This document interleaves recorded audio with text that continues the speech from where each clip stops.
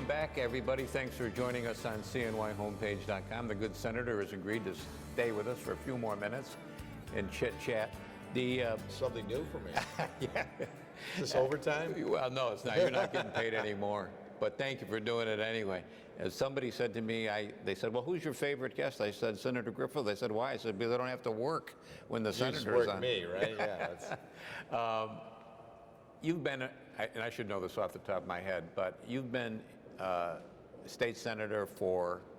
You got elected in 2006. So, but you got appointed before that, yes? No. I just got appointed United County Executive, and then ran for election and won and served 3 years. It's ironic that the current county executive, Pezenti, is the longest serving, and I was one of the shortest serving county executives. And here in Albany, it's been almost 14 years now, and served in a number of different capacities. As you know, chaired several different committees, and now have attained the deputy leader's position here, which is a selection of my conference and leadership. I remember, in fact, speaking of County Executive Pezenti, he was on the show the other day, and we were talking a little bit about Griffiths and when it was announced that the air base was leaving. And I said, I remember standing on a street corner with Mayor Griffo when that was announced, and it was the gate coming off of Black River Boulevard. Probably talking about the rally we put on that. Yes. Tried to convince the base realignment and closure. BRAC was coming through, right. And you and a bunch of other people were trying to show the enthusiasm and the support for Griffiths Air Force Base. And I remember those BRAC officials driving by. Right. Yeah. Well, that was something that was really great. I mean, talk about welcome to City Hall. It was my second year as mayor, and we were faced with the loss of thousands of jobs and people. I think as a community we did a great job. We came together collectively from both sides of the aisle, from all levels of government, and worked hand in hand to try to put a redevelopment plan for the community. What we learned that day, Joe, is I still remember that rally because we had everybody come in, the governor, the 2 U.S. senators. Yeah. At the time it was Moynihan and D'Amato and Governor Mario Cuomo. Yeah. And so we really put on a real community support, and we brought all the media together, which is very rare. Remember, we had all the morning radio shows together. Yeah. So all these competitors became allies. Yeah. And we thought we sent a great, we showed and demonstrated unity and the importance, but unfortunately that didn't matter in their decision.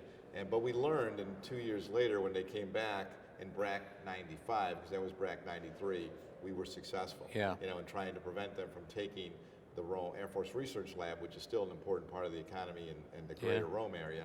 And we were successful, fortunately, then, because we made the argument on merit, and we proved that it was both mission effective and cost effective to keep them there. The time before with the whole installation, I think, was somewhat subjective, even though they say it was an objective process. But you look now, and I remember a lot of people said, well, that's the end of Rome when it was announced that the Air Force was leaving. But boy, you drive up there through what used to be the base now. Wow, it's incredible.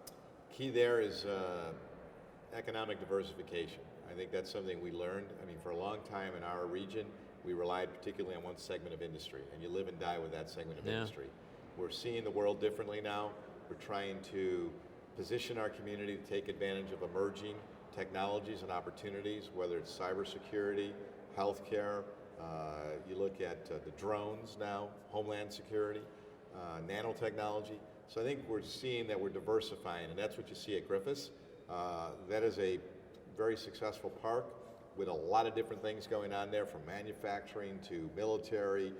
The Department of Defense is still there, and the education, higher education, and service industry. So it's really, it's a very vibrant park. I'm thinking when you were talking about Utica learned that the hard way when all the cotton mills left, and they had to.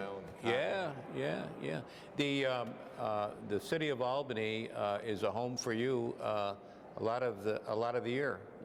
How do you live when you're down here? Well, it's not glamorous. We're in a hotel room, and as I said, we're up here anywhere from minimally 2 days to probably 4 or 5 days, depending upon the calendar.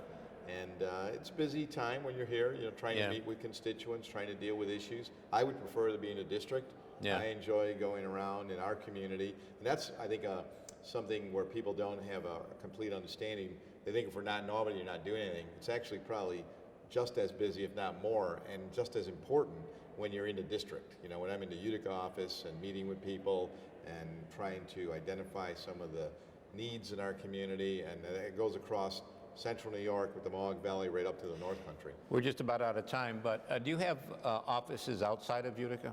We have the main offices in Utica, and then the Albany office, and then we work out of the, we were given very generously of the town of Messina, in Messina. We have an office there, and then the Lewis County and Lewis County Courthouse. So we have a room in both those places where we can go and have meetings if we have to. So both of them were very gracious. Thanks for having us down here. Thanks for Appreciate the being with you. invitation. Okay, All good. right, take care. That's going to do it for us this week. We'll be back next week. We'll do it all again. Until next time, take care of yourself, everybody.